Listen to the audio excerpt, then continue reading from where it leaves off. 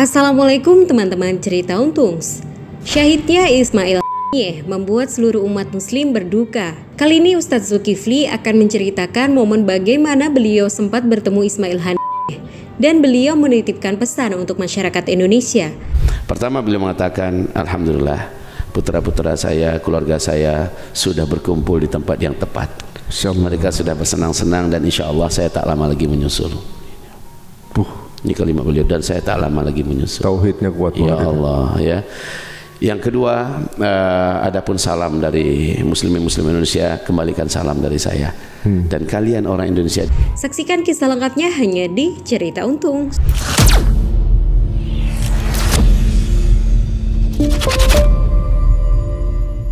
Contoh Mas Ari, wafatnya dan insya Allah kita membahasakan ya, syahidnya Ismail kemarin, wallahu a'lam ya. Kesyahidan beliau memang kita terpukul, kita terhenyak, sedih, menangis dan apa. Tetapi di balik itu, Buya seharian itu Mas Ari, kalau orang semua menangis, malah Buya seperti ada energi tak terbendung tuh sedang masuk ke dalam jiwa Buya. Hari itu Buya bergairah sekali, bergairah seolah-olah ingin apa? Kalau ini ibaratnya bisa diledakkan, bisa meledak dunia ini saking besarnya asa Buya ya, semangat Buya pada hari itu dan sampai hari ini. Bukan Buya bersyukur dengan wafatnya Ismail. Tapi sudah kita katakan ada duka yang mendalam, ada sedih apa semacamnya. Tapi dengan itu Buya meyakini karena ada kajiannya, ada ilmunya bahwa ini mortir bagi sebuah kemenangan. Gitu ini menarik Buya. Justru ada visi, memang benar cara menyingkapinya itu memang berduka ya, karena berpisah dengan seseorang yang ibaratnya beliau udah tahu pasti gilirannya akan hadir karena anaknya semua keluarganya 60 keluarganya udah meninggal. Ya Allah. Beliau masih di situ dan beliau merasa suatu saat waktu saya nih gitu kan. Itu kan keimanan yang paling besar gitu. Dan menunggu waktu itu datang, waktu beliau sendiri datang. Nah, tapi kemudian gini, ada visi-visi yang kemudian saya lihat bahwa keoptimisan seperti yang Buya katakan tadi, bahwa mereka semua justru ketika menyingkapi meninggalnya pemimpin perjuangan ini dengan sebuah optimisme bahwa beliau lulus dengan sempurna.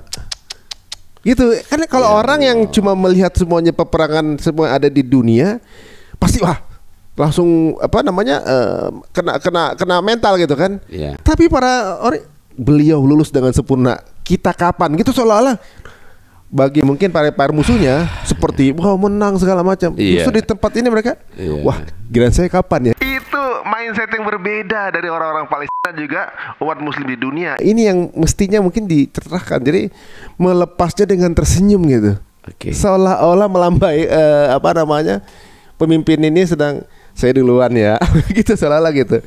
Ini benar ya Sabi ya? Cara menyingkapinya. Ada mungkin yang berdukanya dalam gitu. Tapi ada yang justru ia berduka, tapi ini justru trigger gitu. Nah, jadi inilah nikmatnya ya, jadi orang yang mengenal Allah, dikasih sedikit banyaknya ilmu, sehingga melihat sesuatu itu berbeda dengan cara orang awam, dengan cara orang umum atau orang jahil melihat. Kita melihatnya dengan kacamata berbeda dari sisi Allah SWT yang sudah memandu kita. Jadi cara pandangnya jadi beda. Kepergian beliau sebenarnya adalah keberuntungan terbesar buat beliau. Di sisi yang lain ternyata ini adalah mortir bagi kebangkitan apa yang sedang beliau perjuangkan. Karena begitu ayatnya. Kayak pegas betul. Kepergian seorang tokoh, seorang ulama ini akan menjadi ibaratnya bom nuklir ya, yang akan menjadikan ledakan yang hebat. Lihat saja sebentar lagi. Kita sama-sama nih, kita sama-sama menyaksikan. Berarti benar ya maksudnya? Iya. Mereka menyangka ini akan melemahkan, tapi bagi orang Muslim ini justru adalah justru akan menguatkan. Betul. Gimana Bu ya itu? Sekarang gairah tempur dari Hamas meningkat dengan tajam. Sekarang 14 faksi jihad yang ada malah makin solid bersatu. Dan sekarang gempuran mereka seperti kata pemuda-pemuda Hamas. Ini mereka menyatakan ya, Abu Ubaidah menyampaikan bahwa kami sudah bosan menghancurkan tank-tank Merkava dan mobil-mobil berat besi baja mereka. Kami sudah rindu menghancurkan manusia-manusia penjahat itu. Saatnya sekarang kami mengejar orang. Keren nggak itu? Hari-hari terakhir ini Mas Hari, yang mereka hadapi jarak dekat loh. Jarak 10-20 meter mereka sudah luar biasa. Kayak perang yang sangat di film-film aja tuh bisanya kayak gitu tuh. Dan itu dilakukan oleh Hamas hari ini. Kok semangat mereka jadi begitu? Bagi mereka kepergian seorang pemimpin bukan mematikan perjuangan. Mereka sudah punya sistem. Pemimpin habis maka pasti muncul yang lain, dan itu dilafazkan langsung oleh Ismail ya di depan siapa Ayatullah Khamenei. Beliau mengatakan hidup ini selalu berputar dan beredar, hanya saja pelakon saja yang berbeda, tetapi setiap pergi seorang pemimpin akan datang pemimpin yang lain. Itu beberapa detik, beberapa hari sebelum beliau syahid loh ya. Dia belum mengucapkan kalimat itu. Semua orang ada waktunya, sewaktu ada orangnya. Keren itu. Jadi luar biasa. Beliau murid sejati daripada Muhammad Yasin ya, Ahmad Yasin, di mana Buya tersentuh dengan kalimat yang disampaikan oleh Ahmad Yasin. Kami dan para mujahid ini seluruhnya dalam pertempuran membebaskan Palestina dan Masjidil Aqsa ini sedang mencari kehidupan melalui kematian. Masya Allah. Melalui jalan kematian kami sedang mencari kehidupan. Sementara mereka Israel, orang-orang kafir itu, mereka mencari kematian melalui jalan kehidupan. Berbanding terbalik ya. Iya, berbanding terbalik. Kenapa mereka energi perangnya itu kayak nggak putus-putus? Kenapa mereka semangat betul untuk berperang ya demi kemerdekaan Palestina, kemuliaan Islam dan bebasnya Masjidil Aqsa? Karena mereka ingin mencari hidup yang sebenarnya. Hidup yang sebenarnya itu adalah di seberang kematian. Setelah mereka mati barulah mereka dapatkan hidup, dan itu sebenarnya hidup. Tak ada penderitaan, tidak ada kesusahan, tidak ada kelaparan, tidak ada kesedihan, tidak ada kelelahan, tidak ada sakit, tidak ada, semuanya mereka rasakan. Farihina bima atahumullahu min fadlih, ya, yastabsyiruna bi ni'matin minallah. Mereka bergembira dengan apa yang mereka terima dari Allah Subhanahu wa taala. Mereka benar-benar hidup, sehingga Allah mengatakan la tahsabanna alladhina qutilu fi sabilillahi amwata. Kamu tidak boleh mengatakan orang yang terbunuh di jalan Allah itu mati. Jadi jangan katakan mereka udah mati, udah tewas, nggak boleh sebenarnya. Tapi katakanlah mereka hidup. Ismail sudah hidup, ya, sudah menuju hidup yang sebenarnya. Ya. Dan dia tahu, dan dia diberi kabar semua yang berkembang, supaya yang terjadi, ya. Kalau kita mau ikuti, tapi nggak jadi nih cerita kita tentang perjalanan arwah ini. Kalau perjalanan arwah yang paling mulia itu adalah arwah para syuhada, di mana mereka ingin minta balik lagi ke dunia, melihat kemuliaan yang Allah berikan kepadanya di detik-detik kematiannya. Itu luar biasa. Kita bikin lagi khusus buat itu. Ini Buya kayaknya enak banget kita ajak ngobrol. Ini banyak lipetan folder yang belum kita buka nih dari Buya nih. Masya Allah, luar biasa. Ini menarik guys, dari semangat yang kita dapatkan tadi ya gitu. Ibaratnya bahwa kalau ancamannya adalah kematian, tentunya mental pejuang Gaza udah mundur dari dulu. Keluarganya dibunuh, siapapun dibunuh, segala macam gitu. Justru tadi Buya bilang bahwa mencari kehidupan dari kematian ini luar biasa guys. Ini mental yang nggak dipunyai oleh mindset mereka. Saya juga dengar ungkapan kalau nggak salah kemarin ya. Apakah kematian pemimpin ini akan menyurutkan langkah? Dia bilang apa? Beliau bukan pemimpin pertama yang meninggal di jalan ini. Waduh, luar biasa. Malah akan ada satu senjata atas nama beliau. Kan luar biasa. Ya Allah, ya Rabb. Perjuangannya akan dilanjutkan, dan akan ada satu senjata baru dengan inisial H. Waduh, Mas Ari, sebenarnya ada dalam memori Buya sampai sekarang ini tersimpan, dan memori itu diabadikan malah oleh video dan foto. Apa tuh? Setelah wafatnya Ismail Haniyeh, video dan foto itu dikirimkan kepada Buya. Ada lihat Mas Ari, apa itu pertemuan Buya dengan almarhum Ismail Haniyeh? Kapan itu ya? Di April, waktu Buya mengunjungi putra Buya yang sedang kuliah di Istanbul. Waktu Buya membawakan sumbangan ke sana? Iya, 22 April Buya mendarat malamnya. Pihak yang menjemput menyampaikan ke kami, siang ini 2 orang ulama besar dunia meninggal serentak di hari yang sama. Buya datang malamnya, siangnya meninggal 2 orang. Yang pertama Syekh Abdul Majid Az-Zindani, rahimahullah. Yang kedua Syekh Mahmud Afandi, ya. 2 orang ulama ini meninggal di hari yang sama, pas di Buya datang malamnya. Besoknya Buya menyengaja dengan rombongan yang datang, sholat jenazahkan mereka berdua di Masjid Al-Fatih. Dan ada Recep Tayyip Erdogan juga ikut menyolatkan. Jutaan manusia memadati semua jalan-jalan raya, dari berbagai negara orang datang. Buya tanpa niat, tanpa sengaja ya, mendarat di hari yang tepat gitu. Jadi besoknya bisa nyolatkan. Tanggal 24-nya dapat undangan. Nah, dapat undangan semua tokoh-tokoh internasional, dai-dai internasional yang berkumpul di Istanbul tanpa disengaja, tanpa diundang, diminta untuk hadir membicarakan tentang Islam masa depan, ya. Membicarakan tentang Islam masa depan. Buya penasaran nih, ini apa ini sebenarnya? Tapi karena diundang, ya namanya diundang ya datang kan gitu. Kita datang, ketua media Buya juga datang, ketua yayasan juga datang kan gitu. Kaget Buya. Datang tokoh dari Afrika, tokoh dari Arab, ulama-ulama dari Eropa berdatangan Mas Hari. Di sebelah kiri Buya duduk Ismail Haniah. Aduh, Masya Allah. Masya Allah. Tepat di sebelah kita Ismail Haniah. Kemudian setelah semuanya dikondisikan, bodyguard di luar gede-gede, cakep-cakep kayak malaikat itu semua, ganteng-ganteng Mas Hari ternyata orang-orang itu ya, tinggi-tinggi, putih-putih, cakep-cakep. Kalau kayaknya kita ini mungkin setengah dari mereka kali, tetapi jadilah kita masih orang yang baik. Kita diminta bicara duluan. Saat bicara duluan, kami sampaikan pertama salam dari kaum muslimin muslimat Indonesia untuk Palestina dan untuk beliau. Yang kedua, kami se-Indonesia ikut berduka atas wafatnya, syahidnya 3 orang putra beliau, ya kan? 3 orang putra beliau wafat serentak selepas sholat Idul Fitri. Baru aja selesai sholat Idul Fitri, pas mereka naik mobil, ya, dibom mobilnya. Itu menandakan keluarganya ikut bertempur di Gaza. Jadi isu yang mengatakan beliau bersenang-senang keluarga di luar negeri itu bohong, ya kan? Terus yang ketiga, kami tidak akan pernah berhenti mendoakan Palestina dan terus mensupport Palestina dengan segala apa yang kami bisa dari Indonesia. Apa jawaban beliau? Dan jawaban ini jadi kenyataan. Pertama beliau mengatakan, alhamdulillah putra-putra saya, keluarga saya sudah berkumpul di tempat yang tepat. Mereka sudah bersenang-senang dan insya Allah saya tak lama lagi menyusul. Ini kalimat beliau, dan saya tak lama lagi menyusul. Tauhidnya kuat banget. Ya Allah, ya. Yang kedua, adapun salam dari muslimin Indonesia, kembalikan salam dari saya. Dan kalian orang Indonesia di hati kami jauh lebih dekat, jauh lebih dalam daripada bangsa Arab. Masya Allah. Sekarang salamnya disampaikan oleh Buya ya. Karena kemarin-kemarin kan belum boleh ya kan? Belum bisa. Terus yang ketiga katanya, semua doa dan bantuan kalian telah sampai ke tangan kami, dan kami nanti di akhirat bersaksi untuk kalian. Masya Allah ya. Waduh, alhamdulillah guys, teman-teman, apalagi yang datang ke Hijrah Fest atau juga mungkin ikutan Aku Bersama Palestina di profil kami, kita titikkan ke Buya juga.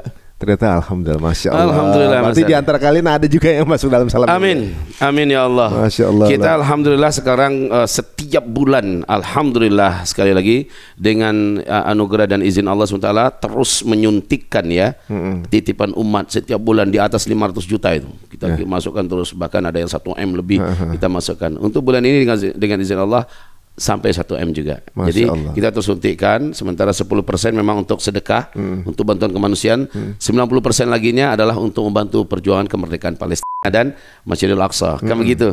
Jadi alhamdulillah setelah pertemuan itu kami berpelukan dengan hangat, habis itu kami foto bersama ya. Disitulah mungkin kali pertama saya berjumpa dan akhirnya jadi kali terakhir gitu. Masya Allah. Tetapi setelah itu Mas Ari, saya diajak ke ruangan lain, berbicara dengan yang sering muncul di TV Al Jazeera, Dr. Khalil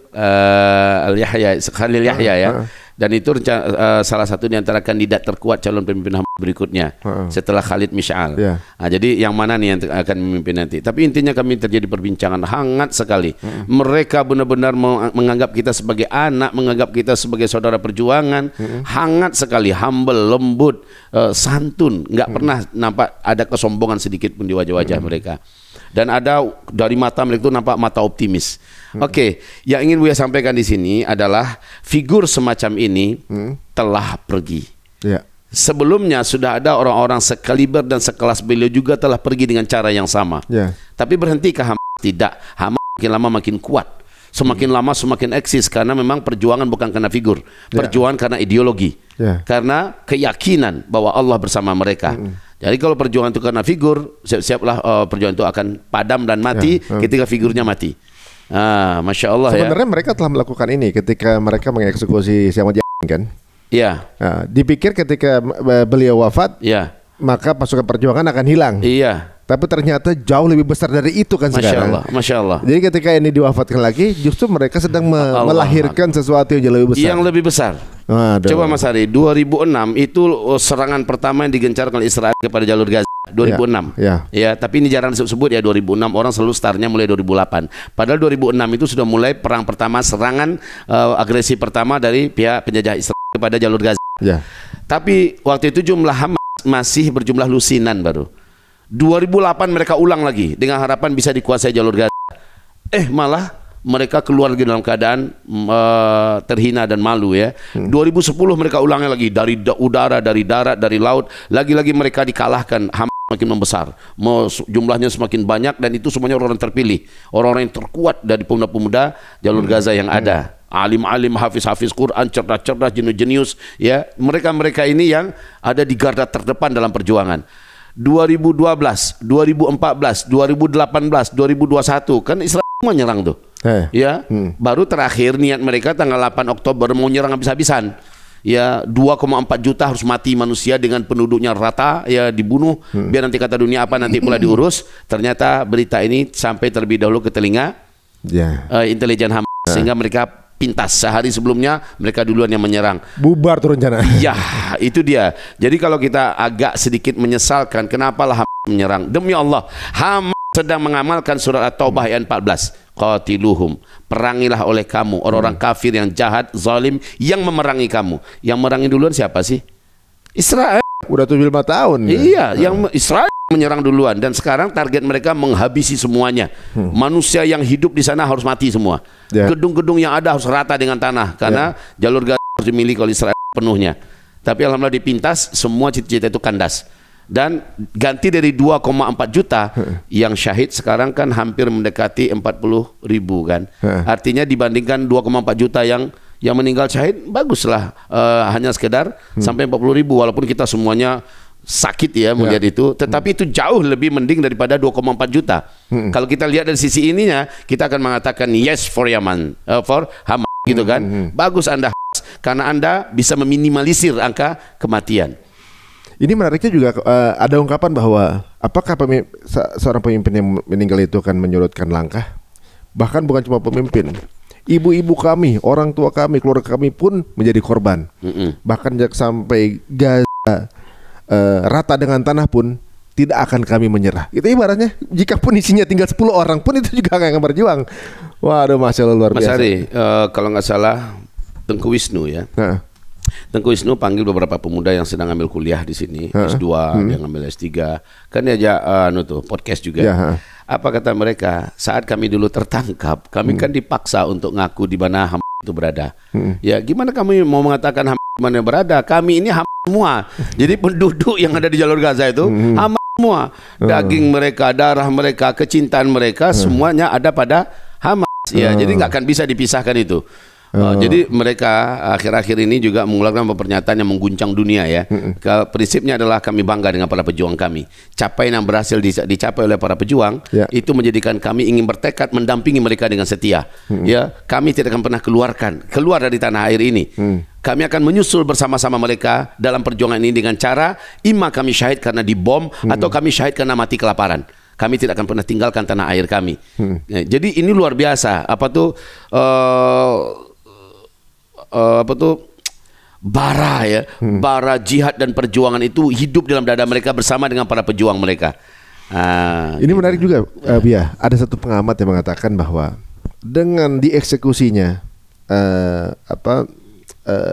Ismail kerugian sebenarnya untuk Israel. Dibilang katanya gini, jikapun ada satu keadaan di mana harus terjadi ceasefire atau ceasefire sementara, orang yang menjadi juru bicaranya adalah beliau. Justru beliau bunuh orang itu, menutup akses adanya lagi pembicaraan damai.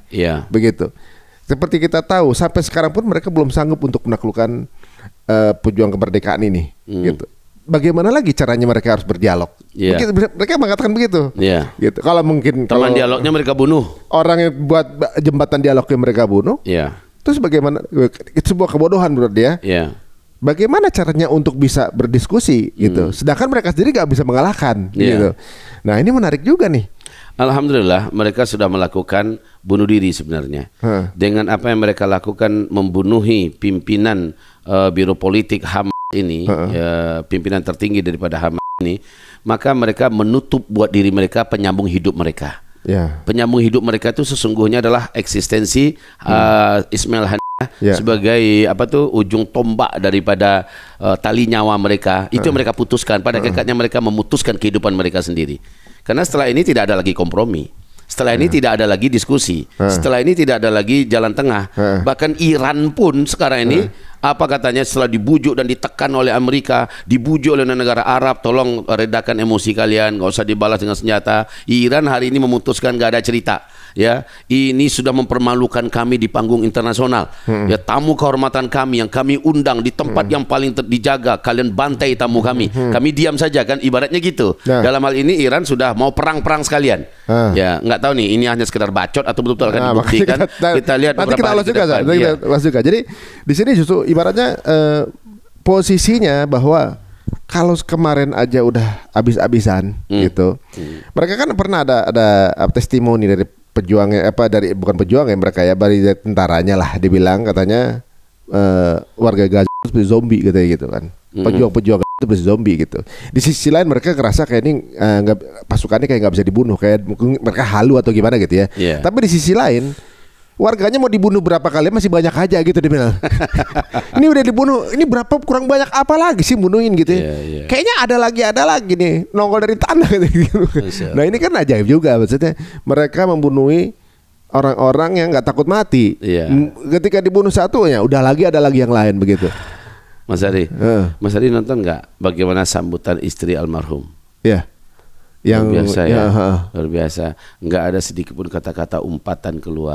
Tidak ada satupun kalimat yang menyalahkan siapa-siapa. Malah dia mengatakan keberuntungan untuk mewahai suamiku, ya kan? Sampaikan salam buat anak-anak kita, sampaikan salam buat para syekh-syekh kita, sampaikan salam buat seluruh syuhada Palestina. Ya wahai suamiku, beruntunglah engkau. Luar biasa seorang istri ya. Ya bagaimana dia bangga gitu. Dia ternyata menjadi seorang istri syuhada. Sebelumnya hanya ibu para syuhada. Lalu sekarang menjadi istri syuhada. Masya Allah. Ini luar biasa. Mantunya gitu juga mantunya tuh ya. Ya Allah. Masya Allah. Menantunya, ya Allah, cucu-cucunya. Anak-anak kecil di sana ngerti masalah syahid. Setelah kamu hafiz Quran, kamu mau jadi apa nak? Menjadi syuhada katanya. Oh iya. Setelah kamu hafiz Quran mau jadi apa nak? Syuhada. Tapi sebelum dia jadi syuhada, dia ingin menjadi orang yang paling berkualitas di bidang pendidikan, di bidang penemuan, di bidang apa. Jadi mereka syuhada itu kayak cita-cita tertinggi gitu. Tapi sebelum itu didapat, mereka ingin menjadi orang yang paling berharga selagi masih hidup. Ya mungkin dengan menjadi doktor, karena doktor di sana ibarat kita tuh taman SMA di sini di Indonesia. Menemukan dokter-dokter itu sangat mudah di Palestina. Dan dokternya bukan dokter abal-abal, bukan dokter beli ijazah, tapi dokter benar-benaran dokter, pakar gitu. Dan ini hampir banyak dan mudah sekali menemukan profesor kayak orang menemukan S1 di Indonesia. Jumlah profesor itu sangat banyak. Maka kami berani mengatakan rakyat Palestina cerdasnya mungkin 2 kali lipat daripada Israel. Pinter-pinter banget. Pantas kalau di akhir zaman Nabi mengatakan pemimpin dunia di masa yang akan datang di akhir zaman itu adalah Baitul Maqdis Palestina. Dan Allah sedang menempa mereka untuk menjadi calon pemimpin hebat di masa yang akan datang dengan cara yang seperti ini. Mereka coba bayangkan tank Merkava yang hampir harganya satu biji itu mendekati 200 miliar. Katanya dengan teknologi tercanggih yang terhebat yang tidak terkalahkan bisa dihancurkan dengan bom yang hanya dibuat dari harga kurang dari $200. Benar ya. Iya. COD lagi dikirimin langsung. Kok bisa ditembak ya? Malah dikirim bawain langsung, dikirim langsung. Jadi mereka tuh jujurnya juga minta ampun, amanah, jujur. Ini pernyataan Hamas sendiri ya, bahwa semua apa-apa yang dikirim oleh Israel yang nggak meledak itu mereka kumpulin lagi Mas Ari. Mereka kumpulin, mereka modifikasi, mereka kirim lagi gitu kan. Balikin lagi. Karena mereka tahu ini bukan miliknya. Jadi itu dijadikan sebagai modal untuk jadi senjata. Benar. Jadi luar biasa, cerdasnya luar biasa. Roket-roket yang ditembakin nggak nyala, dibenerin sama mereka ya. Dimodifikasi, dibenerin, dibalikin. Drone-nya ditangkap, diambilin drone-nya, dikembalikan jadi burung peledak. Benar. Allahu Akbar. Waduh. Ini menarik juga ungkapan dari entah cucunya atau anaknya, saya baca bahwa nggak apa-apa Datu apa bilangnya gitu ya, yang nyeritain mungkin orang Malaysia kali ya gitu ya. Nggak apa, Datu sekarang dimakamkan, tunggu sampai kami membawa kuburan Datu untuk kami kuburkan di Aqsa. Wah, jadi mau dipindahin kuburannya ke Aqsa gitu. Udah punya keyakinan itu. Udah yakin akan hal itu gitu ya. Tapi kalau kita lihat bagaimana semangat dari warga Gaza, nanti kalau insya Allah mudah-mudahan yang menyaksikan tayangan ini atau kita semua kita bisa berkumpul di Jannah. Nanti di surga nanti ada komplek Gaza sendirian kan. Sebanyak itu ya. Mereka lagi courting nih sekarang lagi apa namanya? Ekspres semua nih kan. Puluhan ribu warga yang udah masuk duluan insya Allah. Ini luar biasa. Dan ini mental atau mindset yang perlu dijaga sebenarnya Bu ya. Iya. Syuhada terbanyak hari ini di tahun-tahun terakhir ini memang adanya dari negeri Syam. Dan mereka berhak mendapatkan hadiah termulia seperti itu. Kalau Allah mengatakan dalam Al-Quran, liyattakhidha minkumus syuhada, Allah ingin ambil di antara kamu yang berhak menjadi syuhada. Tentang Ismail Haniyah dan para mujahidin lainnya ada ayat yang spesial dan itu betul-betul berlaku untuk diri beliau dan para pejuang lainnya. Apa bunyi ayatnya? Minal mu'minina, di antara orang-orang mukmin itu rijalun, ada beberapa tokoh. Sadaku ma'ahadullah alaih, mereka benar-benar jujur dalam apa yang mereka janjikan kepada Allah. Mereka berjanji terus berjuang di garda terdepan membela agama Allah, mengusir penjahat laknat sekelas Israel ini, dan mereka tidak akan pernah mundur. Faminhum, maka di antara mereka man qadha nahbah, ada orang yang telah tutup umur demi perjuangan itu. Seperti Ismail Haniyah. Wa minhum may yantazir. Di antara mereka ada yang menunggu-nunggu, ibaratnya kayak antri gitu. Udah duluan nanti saya lagi, kan gitu kan. Udah duluan saya. Jadi nggak ada takutnya. Dia malah iri dengan orang yang sudah pergi. Perginya caranya syahid. Mereka sangat iri, sangat ingin kapan what next, ya kan? Who next? Dia berharap me, ya, saya lah orangnya. Mas Hari, kalau Mas Hari alhamdulillah insya Allah mudah-mudahan jadi ya Oktober Mas Hari berangkat bareng kita ke Aqsa. Ayo kita sama-sama ke Aqsa. Jadi Mas Hari ada orang syahid itu posternya ditempel di mana-mana. Telah syahid sefulan, telah syahid kayak orang pilkada, pilpres segala macam itu. Posternya ada di mana-mana. Jadi ada kebanggaan dari suku itu, dari kaum itu, dari keluarga itu kalau ada yang syahid dari keluarga. Mereka arak kemana-mana, itulah syahid. Kayak pengantin yang sangat anak raja jadi pengantin gitu loh ya. Diarak kemana-mana, syahid, syahid, syahid. Itu menjadikan orang sana itu gila untuk dapat syahid. Faminhum may yantazir. Di antara mereka ada yang nunggu-nunggu kapan nih giliran saya, kapan saya dapat syahid. Mas Hari, kebanggaan itu. Sudah ada toh ulama dan dai di hari Mas Hari apa tuh? Harimau Untung ini. Untung mau tahu. Untung mau tahu Harimau Untung. Untung mau tahu ini yang membicarakan langkah demi langkah yang dialami oleh orang yang syahid. Pasti sudah ada kan? Kenapa di Palestina itu semua orang laki-laki, wanita, tua, muda semuanya menggila dengan syahid itu. Merindukan untuk dapat syahid itu. Kenapa? Karena mereka menghayati betul janji-janji yang dijanjikan oleh Rasulullah SAW, dan itu menjadi cita-cita tertinggi mereka. Waduh, ini kayaknya memang akan menjadi satu penyemangat, trigger kalau kita sampai tahu ini, akan tambah semangat kita untuk mengejar itu. Tapi sebelum ke sana, Buya, bagaimana dengan geopolitik dikit nih, Buya? Kan meninggal di Iran. Ini berbagai asumsi muncul sih, Buya ya. Apakah jadi kan gini, awalnya dibilang drone gitu atau misil gitu kan. Ada bom yang ditanam sebelumnya. Terakhir dapat info bahwa ada proyektil yang ternyata sudah dieksekusi dulu baru diledakkan gitu misalnya. Itu tipe meninggalnya. Nah, di sisi lain ada yang menyangka siapa sebenarnya berada di dalam ini, karena kalau kita lihat keadaannya bahwa beliau adalah tamu kenegaraan. Tamu kenegaraan steril. Biasanya nggak mungkin tersentuh tuh biasanya. Kok bisa kemudian dieksekusi gitu di tengah pengawalan ketat pasukan elit garda revolusi Iran ya. Kok bisa dijebol? Kok bisa gitu. Ada asumsi yang mengatakan ditembak dari jauh sama Israel. Ada yang bilang begitu. Ada yang bilang bahwa orangnya Israel itu ada di dalam. Seperti itu. Ada yang bilang bahwa sengaja dieksekusi dalam Iran biar umat Muslim memusuhi Iran, gitu misalnya. Ada juga yang mengatakan bahwa mereka bersekongkol. Nah, ini asumsinya masih macam-macam nih Bu ya nih ya, gitu ya. Ibaratnya yang kita kepengen tahu, misalnya gini, untuk memudahkan sih sebenarnya, apalagi itu gedung penting, lihat aja di video kan gitu. Videonya nggak ada, gitu. Lihat aja di video gimana kejadiannya, videonya nggak ada. Nah. tentunya juga akan muncul berbagai asumsi yang bisa terjadi.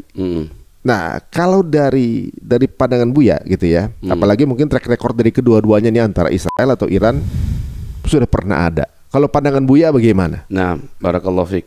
Ini agak serius ya. Hari pertama Buya mendengar berita dari Al Jazeera bahwa Ismail Haniyah telah dibunuh, itu orang media Buya lari langsung ngejar Buya ke rumah. Buya, kita rekaman. Wah, semangat tim media kita ya. Buya, kita rekaman. Buya dari dalam kaget, nggak pernahnya kayak gini. Ada apa? Ismail Haniyah syahid, Buya. Apa kata Buya kan? Langsung buka pintu. Iya Buya, barusan Al Jazeera memberitakan. Kalau begitu tunggu, padahal Buya udah mau berangkat ke kota untuk ngisi kajian. Akhirnya kami terlambat memang 1 jam karena kita harus mengisi langsung acara untuk menyambut berita ini. Di situ Buya nggak berubah. Apa yang Buya katakan hari pertama itu sampai hari ini nggak berubah. Dan ternyata yang Buya sampaikan itu pada akhirnya ketemu, walaupun apa teori konspirasinya, ketemu semua. Yaitu bahwa Iran bertanggung jawab atas kematian Ismail Haniyah. Itu intinya ya. Kenapa begitu? Ya, baik. Itu intinya, Iran bertanggung jawab. Kenapa begitu? Coba Mas Ari. Tamu kehormatan, dia datang diundang untuk peresmian pelantikan presiden baru, ya, ditempatkan di tempat yang sudah disterilkan, dijaga dan dikawal ketat oleh pasukan elit Garda Revolusi Iran, ya, dan itu dipastikan ya 100% seharusnya ada di tingkat keamanan yang sudah tidak mungkin bisa ditembus. Oke, tahu-tahu tamunya dibantai di situ. Apa yang bisa dikatakan ini? Pasti ada pengkhianatan, kan begitu? Tidak mungkin. Kalaupun melalui rudal yang dikirim kalah namanya, atau bom yang diletakkanlah namanya, apapun teorinya, pada intinya kan ada orang dalam yang bermain. Oke, ada orang dalam yang melakukannya. Kalau ternyata bom yang dikirimkan, berarti koordinatnya sudah disampaikan dengan tepat. Lalu ada juga yang menginfokan bahwa dia sudah di kamar sekarang. Karena malam itu Mas Hari, dia masih dalam rapat dan reunian baru menjelang jam 12 baru beliau masuk kamar. Ya baru saya mulai istirahat. Berarti kan udah pasti jam 2-nya meledak. Jam 2-nya beliau dibunuh. Artinya udah ada yang menyampaikan bahwa beliau sudah di kamar, sekarang ledakan. Sekarang bom, ibaratnya begitu ya. Kalau lewat bom. Iya, kalau itu lewat bom. Kalau itu lewat misil, berarti ada juga yang menginfokan beliau udah di kamar sekarang. Now, kan gitu kan? Sekarang. Mestinya kalau misal dia berpihak kepada ini, diinfo keluar cepat, tidak selalu ada. Selalu ada.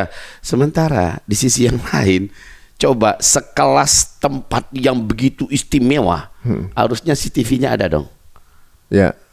Per 24 jam itu bisa dibongkar. Bahkan di kelas kerajaan dan pemerintahan elit sekelas Iran yang teknologinya canggih itu katanya 1 tahun sebelumnya bisa dibongkar itu, 1 detik demi 1 detik ke belakang itu bisa diurut. Kenapa itu tidak dibongkar?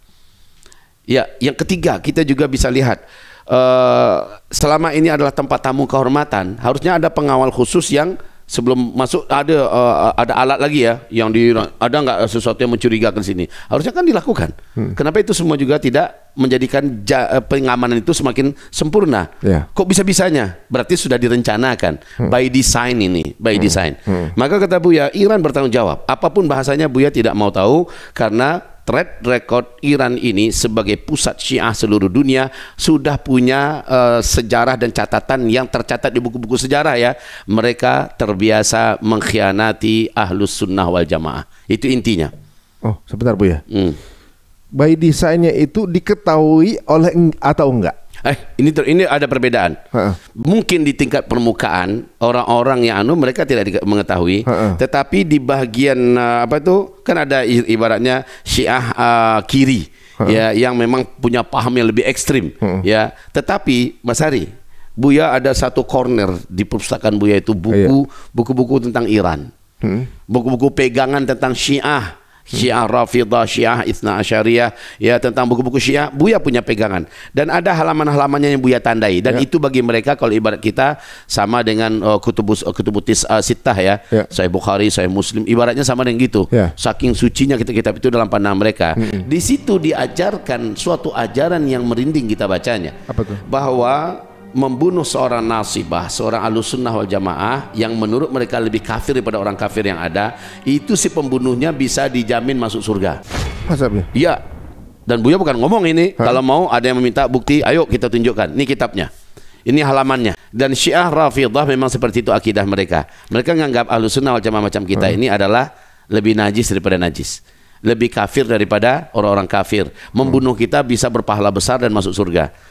Ini kan waktu kita pernah bahas sebelumnya, Bia. Ada yang beranggapan bahwa kok berprasangka buruk sama sesama Muslim. Mereka bilang begitu kan. Yang mengatakan Syiah itu Muslim siapa? Iya, mereka ada di komen bahwa syahadatnya sama, tapi kenapa saling bermusuhan begitu? Pertama, baik, biarkan ya kawan-kawan kita ini berkomen, tapi kita coba menjelaskan. Terserah dia terima atau tidak. Tidak satupun imam mazhab Ahlussunnah wal Jamaah, baik itu Imam Abu Hanifah, Imam Malik bin Anas, Imam Syafi'i, Imam Ahmad bin Hanbal yang mengatakan bahwa Syiah Rafidhah Itsna Asyariyah itu adalah Muslim. Tidak ada satupun mazhab Ahlussunnah mengatakan mereka Muslim. Kalaupun performan mereka, tampilan mereka dinyatakan Muslim. Di mana? Kok bisa kayak gitu, Buya? Syahadat mereka dah beda. Beda. Rukun Islam mereka beda. Rukun iman mereka beda. Kitab suci yang kita yakini ini menurut mereka ini masih ada yang dikhianati, belum lengkap lagi, nanti Imam Mahdi bawa pelengkapnya. Sementara tanah suci mereka katakan bahwa Al-Qum, ya, tanah Karbala ini sebagai tempat yang lebih suci daripada Mekah dan Madinah. Dan terlalu banyak ya ajaran mereka berbeda. Jadi dalam hal ini beratus-ratus tahun lamanya ulama-ulama Ahlussunnah mencoba menjembatani takrib, upaya mendekatkan antara Ahlussunnah dengan jamaah dengan Syiah nih, tapi pada akhirnya semuanya mencabut fatwanya kembali. Syekh Shaltut, Yusuf Qaradawi mencabut fatwanya. Suatu hal yang mustahil bisa mempersatukan antara Ahlussunnah wal Jamaah. Nggak ketemu, Mas Ari. Jadi kalau ada yang mengatakan ini masih Islam, itu salah besar. Kalau Islam itu syahadatnya jelas. Rukun Islamnya harus sama, rukun imannya harus sama, kiblatnya harus sama, Al-Qur'annya harus sama, kan begitu. Kemudian kalau ada perbedaan fikih nggak ada masalah. Tapi ini yang berbeda itu adalah masalah usul, masalah pokok dan pangkal. Kalau di sini berbeda, maka kita wajib berbeda. Karena ada barometer, ada kriteria seseorang dikatakan Islam Ahlussunnah wal Jamaah atau tidak, itu ada barometernya. Bila keluar dari itu, maka dia bukan Muslim Ahlussunnah wal Jamaah. Kalau Rasulullah kan mengajarkan syahadat untuk menjadi seorang Muslim, Rasulullah dan Muhammad Rasulullah. Ya, kalau mereka itu dianggap bukan syahadat, ya, harus ditambah satu lagi. Wa asyhadu anna aliyan waliullah. Kalau nggak baca ini, maka dua syahadat berikutnya yang sebelumnya batal. Jadi ini menjadi syarat mutlak. Kita harus berani meyakini dan mengikrarkannya. Oke? Belum lagi rukun Islam, belum lagi rukun iman. Jadi kita kembali nih. Jadi track record mereka sepanjang sejarah ini memang mereka yang menimbulkan kerugian yang terbesar dalam sejarah umat Islam Ahlussunnah wal Jamaah. Kita ingat bagaimana bangsa Tatar dulu berhasil menaklukkan khilafah Islamiyah, menyebabkan jutaan nyawa melayang, sungai Efrat merah darah karena dibantai oleh Genghis Khan, ya, dilanjutkan oleh Hulagu Khan, dan ini semuanya siapa yang punya dalang membuka pintu pengkhianatan ini? Mereka. Bagaimana tuh? Mereka duluan yang menginfokan kapan waktu tepat yang paling tepat untuk masuk, bagaimana dari jalan mana masuknya, dan semua kekuatan kaum muslimin diceritakan kepada lawan, ya, dengan mendapatkan iming-iming ini, kalau nanti kami berhasil menaklukkan kamu yang kami angkat sebagai pemimpin, dan sebagainya lah, ya. Jadi pada intinya pengkhianatan ini besar sekali mereka lakukan kepada umat Islam, dan itu berulang-ulang, Mas Ari. Nah, yang tertinggi pengkhianatan terbesar itu dulu ketika Husain bin Ali mereka undang. Ayo datanglah kemari, kami akan nobatkan engkau sebagai khalifah, kami akan berjanji sumpah setia menjadi pengikutmu, kami akan berjuang berperang bersamamu, engkaulah khalifah yang mulia yang kami angkat sebagai imam yang kami akui, dan bla bla bla bla bla. Akhirnya Husain bin Ali datang bawa keluarga, ternyata dicegat di Karbala dan diperangi di situ, akhirnya dibantai di situ.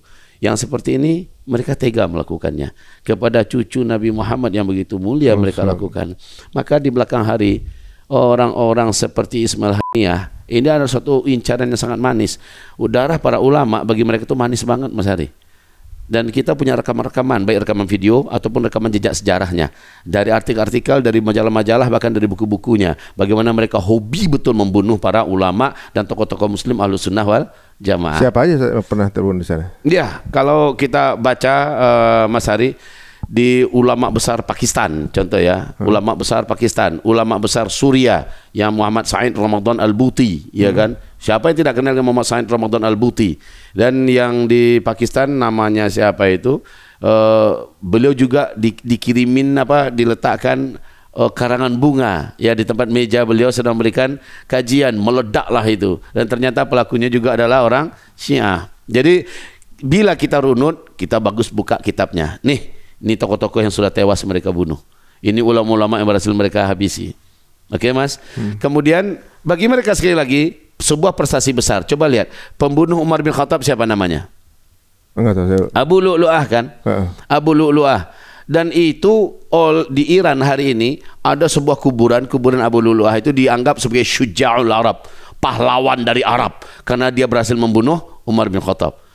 Jadi Umar bin Khattab, Abu Bakar, Utsman bin Affan itu dianggap sebagai setannya Arab. Yang setiap khutbah itu harus dilaknat, itu dikutuk itu. Abu Bakar, Umar bin Khattab harus dikutuk dalam setiap khutbah.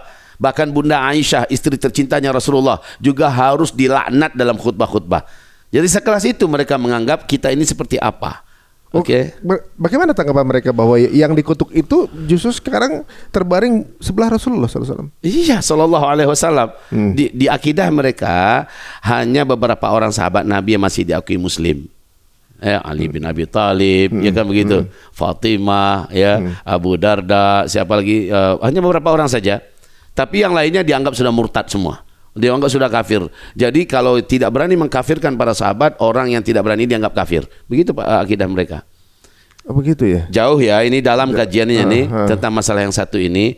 Jadi kalau kita mau kaji ini harusnya ada ruangan tersendiri bicara tentang masalah ini. Tapi kalau kita mau berpanjang-panjang, akhirnya topik inti kita nggak ketemu jadinya. Itu kenapa ini terjadi? Ya terpaksa kami sampaikan dari akar akidah mereka udah beda. Ya, walaupun kita mengatakan kenapa sekarang Buya pemerintah Iran betul-betul nampak sekali mengamuknya. Nampak sekali ngamuknya, betul-betul apapun kata Arab hari ini dia nggak peduli, pokoknya perang, kan begitu. Dari dulu bahasa Iran tuh kayak gitu, Mas Ari.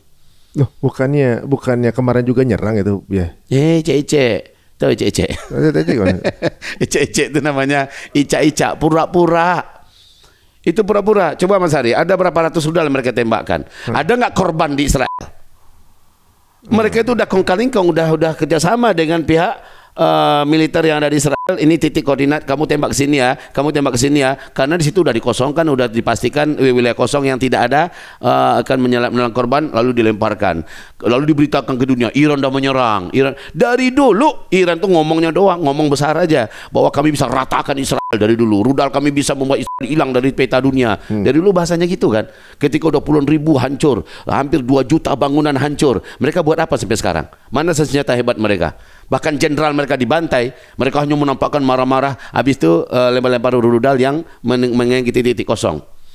Jenderal bahkan presiden kemarin ya? Iya, bahkan presiden kalau memang presidennya udah mati nih, itu juga mereka tidak berani melakukan apa-apa. Jadi kita lihat ternyata dulu pernah heboh di Indonesia ini ada buku yang membongkar konspirasi 3 negara yang paling pembohong sedunia, yaitu Amerika, Israel dan Iran. Ternyata bertiga ini adalah kong-kalingkong, satu akar akidah mereka ini.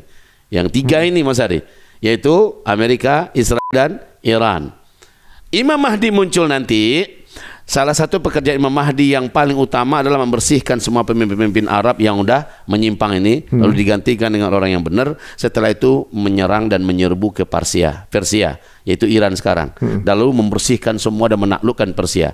Kalau Persia ini adalah benar, kenapa Imam Mahdi menaklukkan mereka? Harusnya mikir dengan kita kan. Terus yang ketiga, dulu Isfahan sebagai ibu kota Iran, dipenuhi Ahlus Sunnah wal Jamaah. Banyak situs-situs bersejarah Ahlus Sunnah wal Jamaah yang ribuan tahun dibangun di sana. Tapi hari ini di Isfahan hampir-hampir bisa dihitung di ujung kuku saja lagi, di ujung jari saja lagi masih ada masjid Ahlus Sunnah wal Jamaah. Rata-rata sudah diratakan, tapi Yahudi diberi ruangan. Lebih 87% penduduk Isfahan hari ini adalah Yahudi.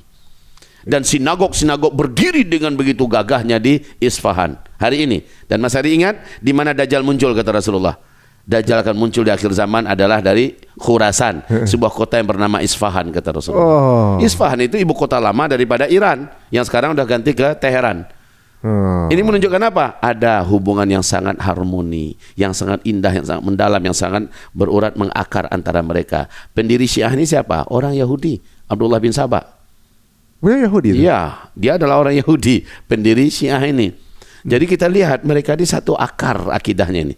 Ya, orang-orang ini antara Iran, antara Yahudi. Maka tidak akan pernah terjadi itu.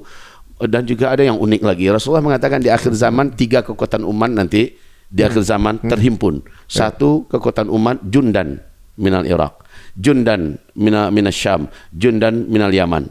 Ya Rasulullah, khirli, pilihkan untuk saya kemana engkau suruh saya bergabung. Nabi mengatakan gabung dengan pasukan yang ada di Syam, yaitu di Palestina hari ini. Gabung ke sana, inilah yang lurus. Yaman enggak lurus, Irak enggak lurus, tapi mereka walaupun tidak lurus, mereka berguna dan bermanfaat, dan ini dianggap sebagai pasukan Islam. Ya, Houthi sekarang ini masih dianggap pasukan Islam. Irak masih dianggap pasukan Islam. Kenapa Nabi tidak menyinggung Iran? Kenapa Nabi tidak menyinggung Syiah yang ada yang dipegang oleh Hizbullah sekarang? Kenapa tidak? Padahal mereka kabarnya sekarang paling heboh kan? Enggak, yang paling heboh sebenarnya itu adalah Yaman. Yaman betul-betul nyata, apa yang diterbangkannya, apa yang dilakukannya itu benar-benar nampak lillahi ta'alanya. Kalau Yaman ini benar-benar kita yakin dan percaya.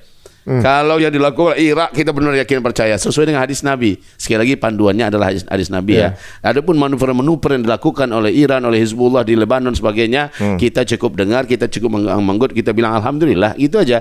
Bukan pula kita menuduh yang tidak ya. Kita bilang alhamdulillah Hizbullah sudah nolong, alhamdulillah Iran sudah nolong, alhamdulillah kalau bisa semuanya nolong, walaupun apapun akidahnya. Cina nolong, silakan, bagus. Selagi mau mengusir untuk menyusahkan Israel dan membuat susah Amerika, bagus. Ya, semuanya semakin banyak makin bagus. Tapi kalau kita katakan mana kekuatan yang real, Yaman dan Irak, kata Rasulullah. Yaman dan Irak. Lalu intinya adalah Syam, Palestina. Kalau Nabi sudah mengatakan itu, pegang yang itu ajalah, gitu. Tapi keikut setan mereka bahwa itu, walaupun itu pura-pura, tetapi sudah menimbulkan euforia di tengah umat, ya sudah kita sambut. Alhamdulillah kita ikut mendukung. Ya, yang dilakukan Iran selama ini gimana? Alhamdulillah, gitu aja bahasanya. Tapi maaf, kalau dikatakan Iran yang menuntaskan masalah, never. Unik juga sih ya. Dulu tanah Syam itu ditaklukkan oleh Umar bin Khattab. Apakah mungkin akan ditaklukkan oleh mereka yang menghujat Umar bin Khattab gitu kan. Jadi agak sedikit kontradiksi. Tapi kita akan lihat nanti teman-teman, ibaratnya yang terjadi sekarang nih, ini kajian antum berapa tahun yang lalu ya sebenarnya. Baru kejadian sekarang nih beberapa hal. Yang kemarin-kemarin beberapa hal kejadian sekarang. Jikapun nanti Iran akhirnya menyerang, kemudian kali ini mungkin akan brutal, mudah-mudahan gitu. Amin. Kali ini mudah-mudahan nih buktikan kalau Buya salah. Nah, itu ibaratnya. Tapi kita berharap Mas Ari, betul-betul Iran nyerang lah. Kita berharap sangat berharap. Dengan nama begini pun kita berharap Iran nyerang brutal. Amin, gitu. Amin ya Allah. Gitu. Karena bagaimanapun wajah Iran memang dipermalukan di seluruh dunia. Dan memang bangsa keturunan kera dan monyet ini kan memang betul-betul bandel kan. Bagaimanapun Joe Biden ingin menertibkan si Netanyahu ini, tetap dia nggak mau dengar. Sampai-sampai ngamuk-ngamuk Joe Biden. Gara-gara kamu, gua berhenti nih, nggak jadi calonkan diri lagi jadi presiden berikutnya. Gara-gara lu bandel nih, gua jadi malu. Udah nggak ada muka gua lagi di depan publik internasional. Kan gitu. Sementara gara-gara dia ya. Iya, gara-gara dia. Setannya pura-pura nggak dengar aja, budak aja dia. Benar-benar. Udah lebih 84 resolusi PBB nggak ada satupun yang diindahkan oleh Israel ini. Jadi kalau kita lihat ini ceritanya Mas Ari, ya bagaimanapun Iran sudah memohon agar adalah cara-cara yang agak sedikit menjaga muruah mereka, tapi nggak diindahkan oleh Israel. Atau buktinya tamunya yang dia undang dibantai juga. Ya kalau Iran marah wajar lah kalau Iran marah hari ini, karena dia dipermalukan di mata internasional. Kalau dia nyerang besok ini, menurut akal sehat harusnya dia nyerang. Ya, dan dia akan merencanakan tanggal 12 atau tanggal 13 Agustus besok. Ayo kita lihat sama-sama. Kalau ia terjadi, nyerang dikasih tahu tanggalnya. Kalau ada jadwal, Masya Allah, kan itu ada keyakinan dan itu keyakinan sudah diketahui publik internasional ya, bahwa orang Yahudi itu pada tanggal sekian adalah tanggal mengenang ya hari hari petaka, hari bencana, hari berdarah buat sejarah bangsa Yahudi. Buya lupa itu apa latar belakangnya, tapi itu yang sekarang dinaikkan ke permukaan. Jadi Iran menunggu momen tanggal hari mereka memperingati itu. Jadi betul-betul dibuat mereka mengalami petaka terbesar lagi dalam hidup mereka. Kalau dia kasih tahu jaga-jaga Buya. Iya, itu dia. Makanya Buya juga merasa aneh, kenapa sih diumumkan tanggalnya? Kalau kenapa sih orang kan siap-siap jadinya? Benar. Padahal perang itu apa? Perang itu kalau jujur konyol kata Rasulullah. Perang itu jangan jujur, perang itu harus tipu daya. Fa innal harba khid'ah kata Rasulullah. Sesungguhnya perang itu tipu daya. Iya, kalau bisa ya ibaratnya surprise bagi musuh. Kalau ini bukan surprise lagi nih. Iya, ini sudah kalau surprise itu apa?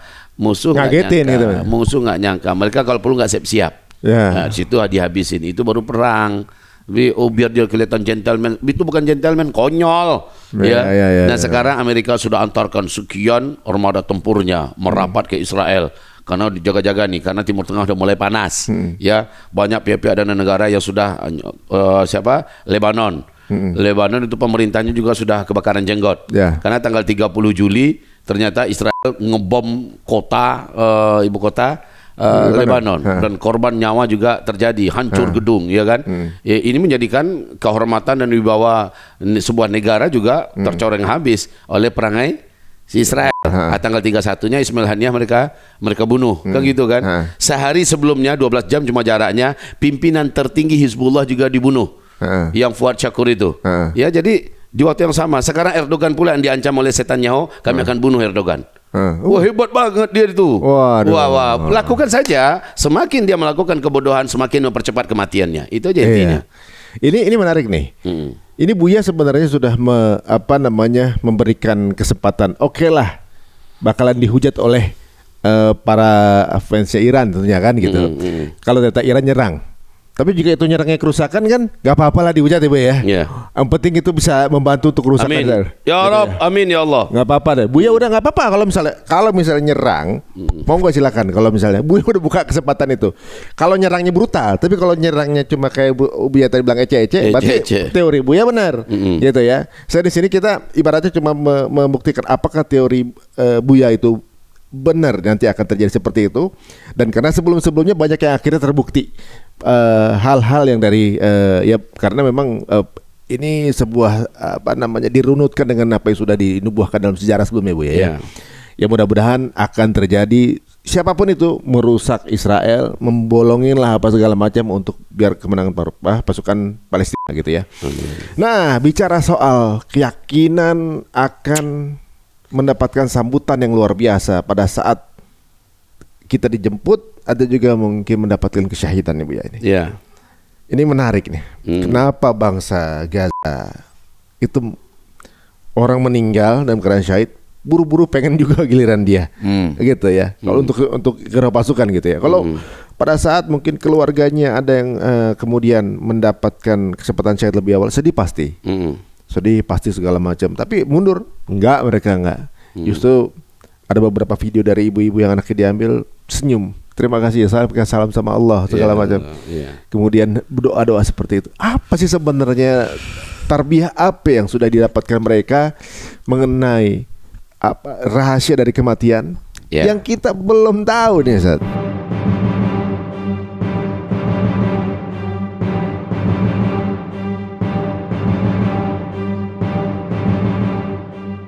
Sekarang di sana kan dipaksa nih anak-anak muda dari orang-orang Yahudi yang sekarang menjadi rakyat Israel di sana, dipaksa kan untuk masuk militer, wamil.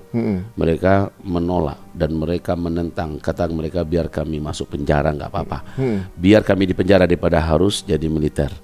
Padahal undang-undang mereka wajib jadi militer kan. Mereka saking tidak maunya, kenapa? Takut berperang di Gaza. Kenapa mereka takut? Mereka dengar semua yang perang di sana rata-rata mati.